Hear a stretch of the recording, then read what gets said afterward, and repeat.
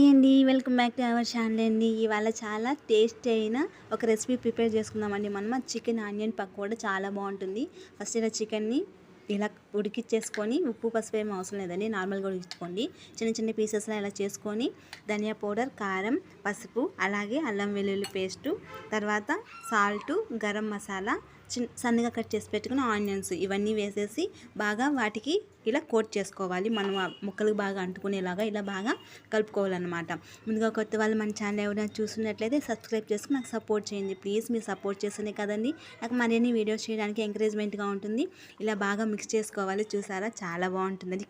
క్రిస్పీగా chicken onions తింటుంటే చాలా అంటే చాలా సూపర్గా ఉంటుంది.